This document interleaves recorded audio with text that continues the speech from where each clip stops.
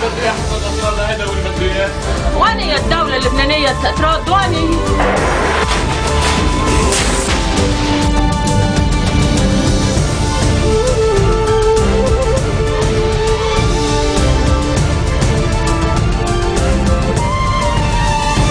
Bonjour à tous et merci de nous rejoindre sur Futur TV pour cette nouvelle édition de la rédaction. Voici les titres de ce journal. Le regain de tension à Abra près de Saïda, c'est au sud du Liban. De violents accrochages armés ont éclaté cet après-midi entre les partisans de l'imam salafiste Ahmad el-Assir et l'armée libanaise. Bilan des blessés dans les deux camps et 4 morts dans les rangs de l'armée. Une dizaine de manifestants rassemblés pacifiquement devant l'ambassade d'Iran à Beyrouth à l'appel d'un parti chiite opposé au Hezbollah. Objectif commémorer la mort de Hachem el-Salam, tué par balle il y a 2 semaines devant la chancellerie iranienne. Un attentat suicide derrière une boulangerie à Damas. L'attaque a fait 3 morts et 10 blessés sur le terrain. L'armée syrienne, appuyée par le Hezbollah, pilonne les poches rebelles dans les environs de la capitale. Et à suivre également dans ce journal, François Hollande achève ce dimanche une visite de 24 heures au Qatar. Objectif, conforter et clarifier les relations de la France avec ce richissime émirat.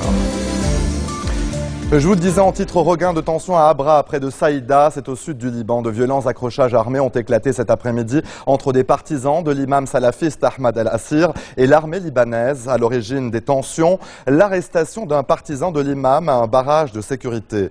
Les motifs de cette arrestation demeurent flous. Les forces de l'ordre se sont déployées dans la localité pour tenter de rétablir le calme. Mais pour l'heure, aucun signe d'apaisement ne se profile à l'horizon. Il y aurait des blessés dans les deux camps et 4 morts dans les rangs de l'armée. Une dizaine de manifestants se sont rassemblés pacifiquement ce midi devant l'ambassade d'Iran à Beyrouth à l'appel du parti de l'appartenance libanaise, un parti chiite opposé au Hezbollah. Objectif de la manifestation, commémorer la mort de Hachem el-Salman. Ce jeune leader du parti, âgé de 28 ans, a été tué par balle il y a 2 semaines, jour pour jour, devant la chancellerie iranienne. Il participait à une manifestation contre l'engagement du Hezbollah dans les combats en Syrie. Selon l'armée, la victime a été abattue dans la foulée d'une bagarre entre des manifestants anti-Hezbollah et des partisans du parti d'Hassan Nasrallah. Les forces de l'ordre ont installé ce matin un large cordon de sécurité autour de l'ambassade. Les manifestants ont distribué des fleurs à l'armée et déroulé un immense drapeau libanais avant d'entonner l'hymne national. L'armée libanaise a démantelé cette nuit un engin explosif posé à proximité de la permanence du parti Baas pro-Assad dans la localité de Jlala dans la Bekaa. Selon l'armée, il s'agit d'une charge explosive d'1 kilogramme. Une enquête a été ouverte.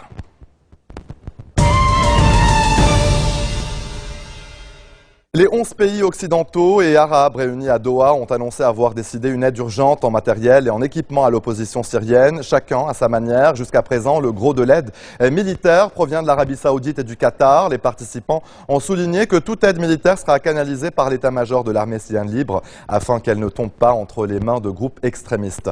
Les amis de la Syrie ont par ailleurs dénoncé l'intervention des milices du Hezbollah et des combattants d'Iran et d'Irak qui aident le régime syrien à réprimer le peuple.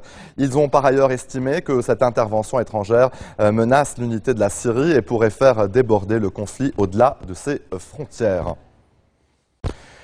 Et un attentat, je vous le disais en titre, meurtrier a frappé ce dimanche Damas. Un attentat suicide derrière une boulangerie dans le quartier de Rukneddin. Selon la télévision d'État, il y aurait des victimes parmi les civils. Selon l'Observatoire syrien des droits de l'homme, l'attaque a fait 3 morts et 10 blessés. Et cet attentat intervient en pleine offensive de l'armée appuyée par le Hezbollah contre les poches rebelles à Damas et dans ses environs.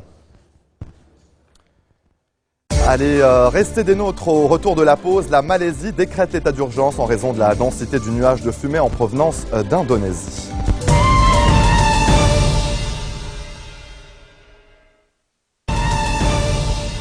Retour sur le plateau de l'info, le président français François Hollande achève ce dimanche une visite de 24 heures au Qatar. Pour plus de détails sur cette visite, avec nous en ligne notre chef de bureau à Paris, Mona Saïd, qui accompagne la délégation présidentielle à Doha. Bonsoir Mona.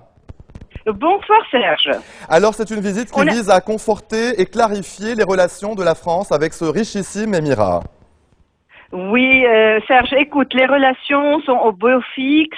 C'était une visite très chargée du président Hollande qui a commencé sa journée par une visite de chantier de Bouygues, suivie d'une participation au forum franco-qatari où les relations bilatérales entre les deux pays étaient au grand menu, en présence de chefs d'État français et qataris naturellement.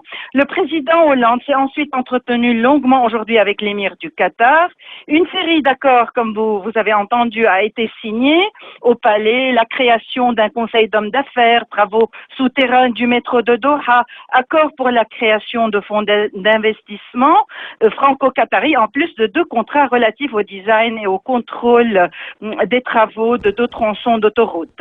Bien, Serge, sur le plan politique, la Syrie était au cœur des entretiens avec l'émir du Qatar et aussi elle a été très présente à la conférence de presse du président Hollande, où il a évoqué aussi l'aide à la Syrie militaire, soutien politique, humanitaire. Je pense que vous avez dû l'entendre. On peut entendre d'ailleurs tout à l'heure le clip. Et puis, François Hollande s'est rendu après au musée d'art islamique et puis il vient de s'envoler pour Amman pour une visite de quelques heures très brève où il s'entretiendra avec le roi Abdallah de Jordanie des problèmes de la région, Serge. Mona Saïd, merci pour votre intervention et donc je propose à nos téléspectateurs d'écouter François Hollande qui s'exprimait justement lors de ce point de presse avant son départ pour Amman. Monsieur le Président, Mona Saïd, Future TV. La Syrie a été au cœur de vos entretiens avec l'émir du Qatar. Il y a eu la réunion à Doha hier concernant la Syrie.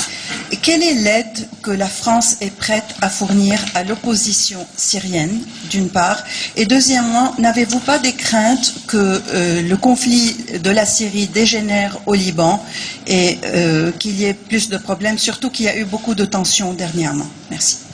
L'aide, elle est d'abord politique.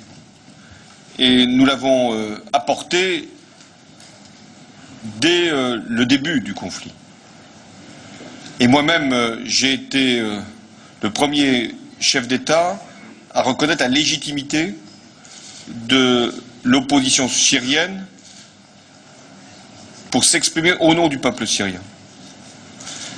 L'aide, elle est politique parce que nous avons été, nous la France, là aussi les premiers à organiser une conférence des amis pour la Syrie. L'aide, elle est politique parce que chaque fois que nous avons pu faire pression pour structurer l'opposition syrienne, nous l'avons fait. L'aide, elle est matérielle, elle est humanitaire. Je vais me rendre dans quelques heures en Jordanie où nous avons apporté beaucoup. Je me rappelle que dans l'été dernier, une décision que nous avions prise avec le ministre de la Défense était d'installer une équipe médicale en Jordanie et de faire en sorte que les réfugiés, encore plus nombreux aujourd'hui, puissent être accueillis dans des conditions humaines, sanitaires, dignes. L'aide, elle est aussi militaire. Vous savez que nous avons été les premiers à dire aux Européens qu'ils ne pouvaient plus laisser l'embargo dès lors que la Russie continue à fournir des armes. Et d'ailleurs, ne le fait pas clandestinement, le fait officiellement. Le jour même de la clôture du G8, le président russe a dit qu'il allait continuer à livrer des armes au nom de contrats qui auraient été passés. Donc nous avons dit que l'embargo trouvait forcément ses limites, ou en tout cas ses contradictions. Alors après, comment livrer? Ça, c'est une question que nous devons régler entre Européens, mais également avec nos amis américains, parce que nous avons mis des conditions. La condition, c'est que l'opposition se structure politiquement et militairement. La seconde condition, c'est qu'on ne peut pas imaginer livrer des armes à des groupes qui pourraient les utiliser ensuite au détriment des intérêts d'ailleurs de la Syrie démocratique ou éventuellement contre nous.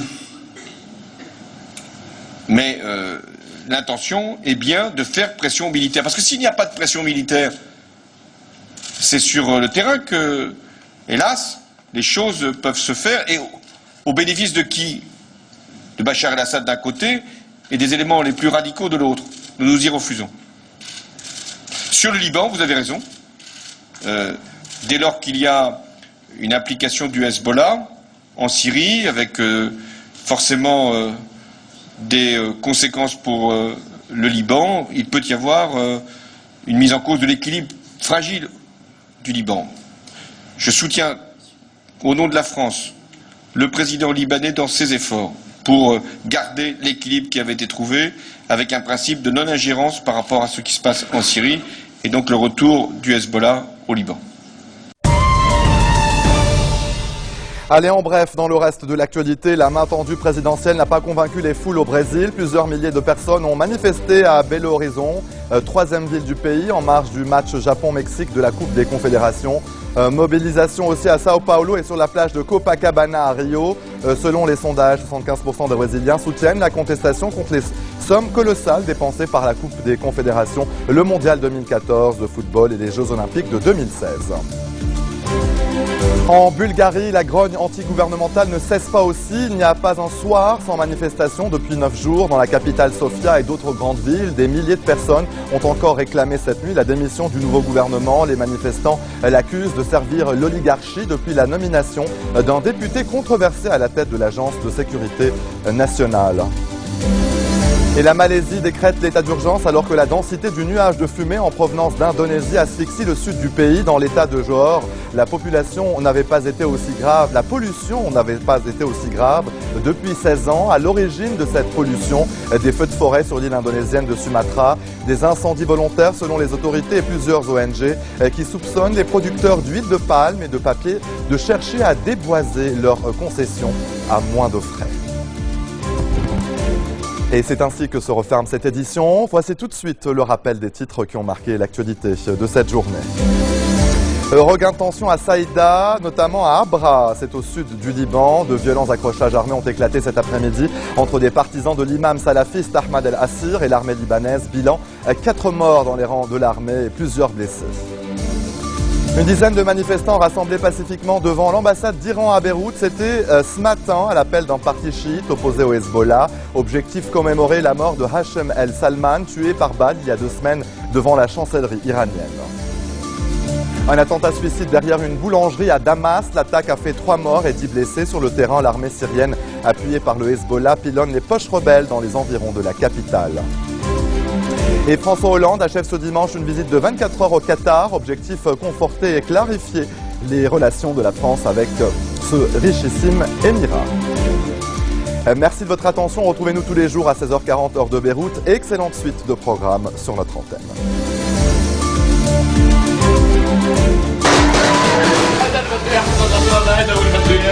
وين هي الدولة اللبنانية ترى